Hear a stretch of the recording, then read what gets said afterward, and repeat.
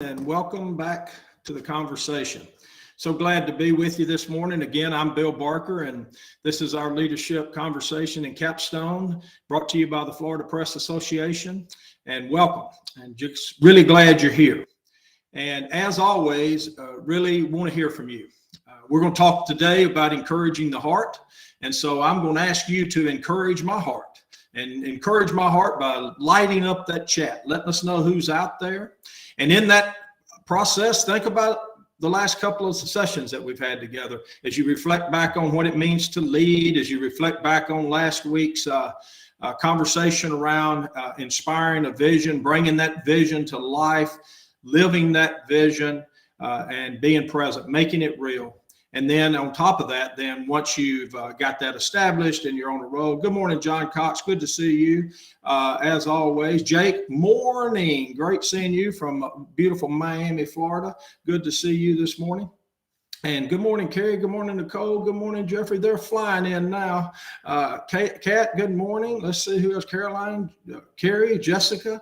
Awesome. So glad to have all of you here this morning. A lot of return visitors, so I'm glad we haven't run you off and you're still participating. It is so encouraging to my heart when I see people coming back every week, sharing ideas, being part of the conversation. You know, we're trying to build a network of leaders here that have a passion for moving their organizations forward. Hello, Bill Monopoly. So great to see you. Bill and I go all the way back to Gainesville, Georgia, and I really appreciate your comments, Bill. Robin, good to see you again back. Carrie, yeah, thank you. The book winner, Carrie, I hope you got that and you started reading some. I thought John Maxwell's quote, leadership lesson today, and Diane, good morning to you, was very timely. It's something we've talked about a lot, January the 26th, right? Yes, it is. Everyone influences someone. That's a great read. That's something I really believe in. You've heard us talk a lot about leadership as influence, nothing more, nothing less. Has nothing to do with a title, has nothing to do with your position in an organization. Everyone influences someone and or is influenced by someone. Great read, and I would encourage you to indulge in that. Today, good morning, Terry. Sarah, good morning. Scott, good morning. So glad to have everyone here. So reflecting back on the last couple of weeks, we talked a little bit about what it means. I'm glad you're loving that book too, Dan. I hope you win again too. But as we get into this today, let's remember where we've come from. We talked a little bit about what it means to lead. I hope some of that has been helpful. Good morning, Lori. Appreciate you being here. And then last week we started talking about developing our leadership framework. The 5 principles of leadership that I've kind of came to rely on, that came out of an opportunity I had to go to a camp in Kentucky, Camp Joy. But after 30 years of leadership, what that really did for me is it wasn't that it taught me so much that I didn't know, but it took all of those experiences and allowed me to bring it to life through, hey, Lexi, good morning, through really getting it narrowed down to these 5 principles. And I do believe, and my experience has told me that if we do these 5 principles consistently and we do them congruently, you will have a thriving organization and you'll be a leader that everyone will want to get behind. And those last week, we started with the first 2 around inspiring a vision and then encouraging the heart, which we've talked about. If some of that resonated with you, I'd love to hear from you. You know, how did you reflect on that over the week? How did you take, when we talked about listening and editing and taking action and delivering results, it all kind of come together around lead. But then also now that we talk about practicing that, putting that, bringing it to life, I'd love to hear from you. Today, we're going to get into 2 more very important aspects of these principles, and 2 that I will tell you from my experience are very, very important. And one of them I would say is probably the most challenging. And today it's about encouraging the heart. Everybody needs to be encouraged, don't we? And then about allowing a culture and participating in a culture of respectful challengement, right? Challenging the process. So we're going to jump into that here in a minute. But again, encourage my heart by firing that chat up. And so here we're going to go ahead and jump in now. But around encouraging the heart, I was told a story many years ago by a gentleman that really helped me understand what this really is all about. And it was about the job of being an apple polisher. And, in life, we have a choice. we can be an apple polisher or we can be an apple duller. Now, I'm not going to make this a real drawn out story, but the essence of it is, in an organization, hey, JC, in an organization, there's, it's like a bushel of apples, right? We got a lot of teammates and colleagues, and we're at different places in that pecking order, or that peck, if you're familiar with a peck as a bushel, all the time. But here's what we have the choice to do. We can either dull the apples next to us or we can polish them. And why would anybody dull an apple, right? Well, you know why. The reason they want to dull another apple is to hopefully make their apple shinier, right? Well, here's what I'll tell you. If you'll polish really hard on those apples around you, your apple will sparkle. It will sparkle like nobody else's apple. And that's it really set in. It took me a while. At first I was like, what are you talking about? The old show, what are you saying? But as I thought more about it and I matured more and I come to understand it really gave clarity to what this whole aspects are out. But don't dull other people to stand out. Stand them up, polish them up, and you'll be on top. So the opposite of encourage is discourage. So I got a question for you. Is anybody feeling a little discouraged this morning? Right? I mean, we got a lot of reasons to feel a little discouraged. We got an economy that's been a little rocked. It's up and down. If you study the markets at all, they've been really unstable the last few days. COVID, we hit one of the highest death marks in our country since the beginning of this pandemic.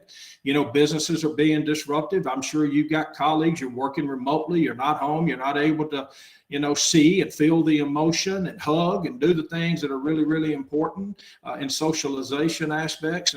And don't say Bill Barker when I said hug everybody, but I hope you get my point about the importance that we play in each other's lives. Yeah, I know, John, the Bucks lost. Don't remind me. I'm trying to keep positive here. I am discouraged about that myself. But, discouraged, maybe by the organizational direction, by your own shortcomings, or whatever that may be, but recognize that through that is where hope lies, is the ability to come together and rally and stand up each other and really flip that on its head and recognize the good in that's out there, because there's always something to be encouraged about, no matter what it may look like or feel like at the time. Zig Ziglar, I had the opportunity to hear him speak when I was in my early 20s, and he made a great point. I won't go into the long story, but the bottom line was he was talking to a lady in an organization. She was really dissatisfied. She was really discouraged. She was going to leave the organization. He said, well, tell me some of the things that are really bothering you. Hey, Christopher. And he sat down with her for about 30 minutes, and she came up with 4 things that were really bugging her. The interesting thing was she came up with 26 things she really loved. Zig ran into her a few months later, and she just couldn't believe it. He asked her, how's it going? She said, you just will not believe how much those people have changed. I always found that to be a great story, now, because we know who really changed, right? Perspective is a lot. So let's encourage. No matter who you are or what you do, we all need encouragement to succeed. We all need encouragement to succeed. It's just a fact of life. It's a fact of psychology. This is why encouraging the hearts of others is one of the most vital roles an exceptional leader will ever do. Champion others to feel like winners, and they often will. Don't take that for granted. Hey, Robin Langton, don't take that for granted. Champion others to feel like winners. People feel like what their environment dictates, right? So many times, if they're encouraged to be a winner and are told they're being a winner, you know what? Oftentimes they will very much be one. Encouragement is giving someone the support, the confidence, the hope, and the inspiration they need to succeed. Think about that confidence. Are you feeling really confident? Hey, Jeffrey, are you feeling really confident today?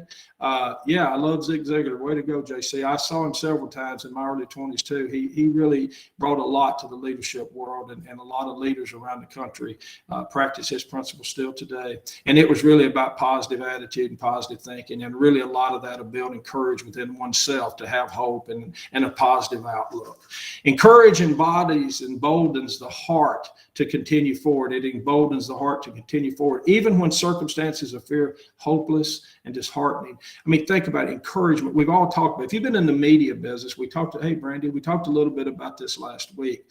You've been through a world of transformation. You should be really proud of the lessons you've learned.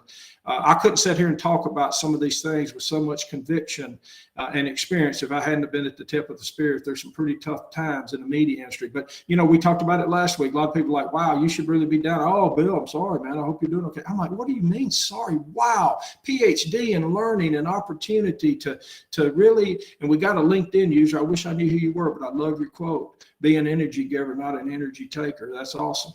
And just really remembering that, there's always a shiny spot. You can shine the way for others and be that inspiration. Don't let the heaviness of the situation get you down. Look for those nuggets of where you can break through and show a path forward that people can really be excited about. To be valuable to an organization, a leader has to value others. Do you value those around you? Remember last week I said, if you don't like what you see in your organization, go look in the mirror because it's your reflection. And continually encourage them with encouraging words of action. So what does that mean? That means listening. We talk about listening. We will never get away from the fact that listening is the essence of demonstrating your compassion and care for others. Go deep in that. Your willingness to hear what they're thinking, what they have to say, what's on their mind, what's going on in their life is the most important thing you can do to show that you care. Remember, we talked about it before. They don't care what you know until they know how much you care. Recognizing individual contributions. Can't overstate the importance of contribution. People come to work to feel like they have something meaningful. Oh, hey, Jeff, good. I'm glad to know that. That's awesome. I'm so glad to have you here. Jim mentioned this to me the other day. So, Jeff, welcome. Thanks for being here, man.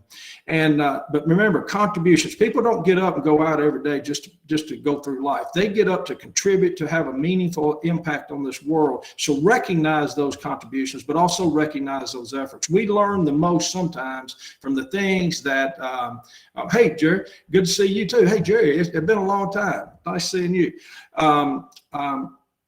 But those are the things that we learn the most from. Is not always what goes perfect, but some of the things that don't. And remember, those are contributions as well. And celebrating the victories of those on your team as if they were your own. Now, what does that mean? What I mean when I say that is, we all know it feels good to get recognition. We all know it feels great to accomplish something. We've all did that dance around the room when something went really well. We closed that deal we've been working on a long time, or our team got the recognition, or maybe we got some kind of special award. If you can take the energy that you feel when you win, and you can translate that to the same level of intensity, the same level of passion, and the same level of genuineness on somebody else when they win, then you are an excellent leader. You're an exceptional leader, celebrating their victories as if they were your own, passing that emotion over to them.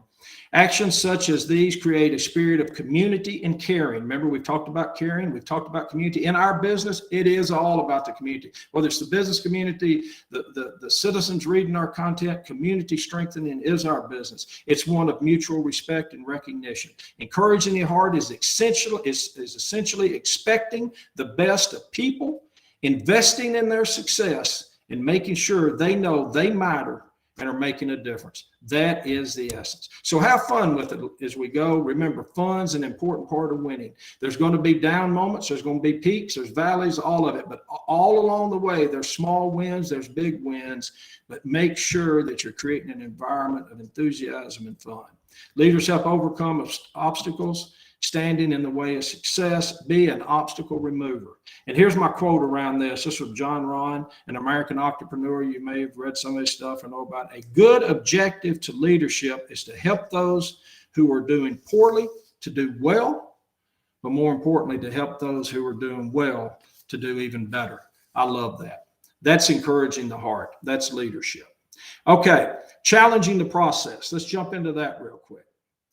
Now, sometimes, are you really highly satisfied right now with everything going on around you? One of the things I see as we get into this, and I've, worked with many, many businesses over the years and friends and colleagues, but now that I'm consulting and really leaning in deep around CEOs and how they think about their business, I've told a few of them, your problem is you're too satisfied. We're not racing hard. Hey, Huck, how you? Good to see you. John, good seeing you.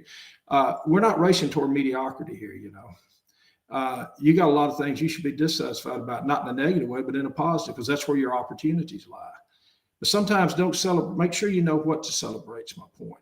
And make sure that people, when they see that celebration, they know you've got a good instinct for the business, that you've got a good handle on what really matters, what separates you, what gives you sustainable success, because that's what everybody's looking for.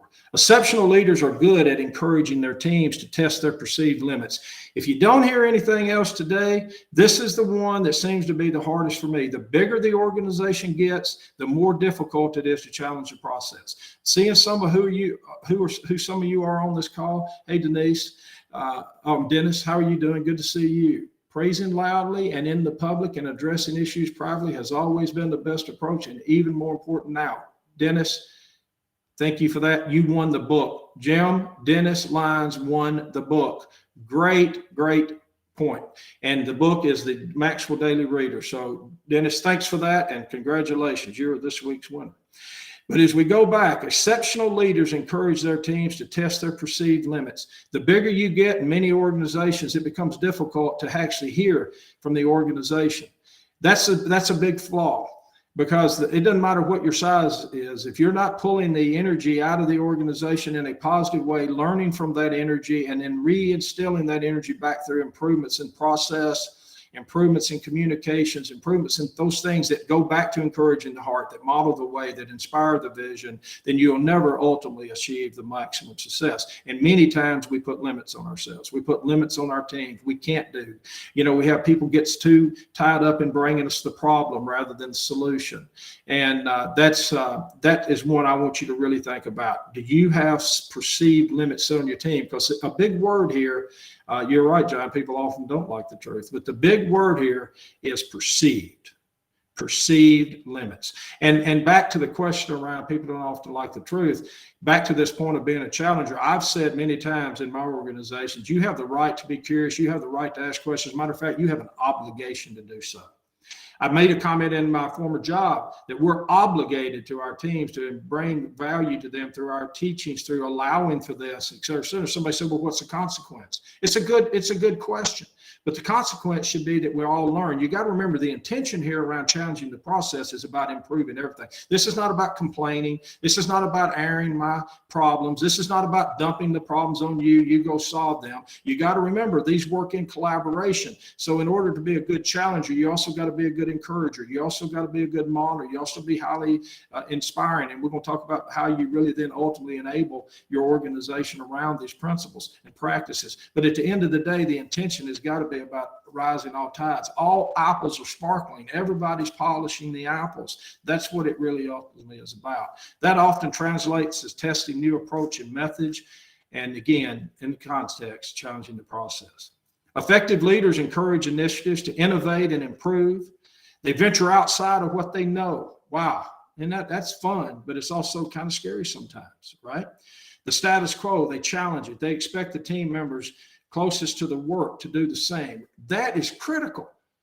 As a leader, no matter how high you are, those that are closest to the work know what the organization needs better than anybody else. And until you can pull that information out and leverage that as day-to-day learning on a path to consistent improvement, you'll never be your best. And remember, this is not a race to mediocrity. But here's the bigger question. Are you confident enough as a leader to encourage your team members to challenge you and ask hard questions? Are you okay with that? Is that something you expect? To question your method, your approach to achieve the vision?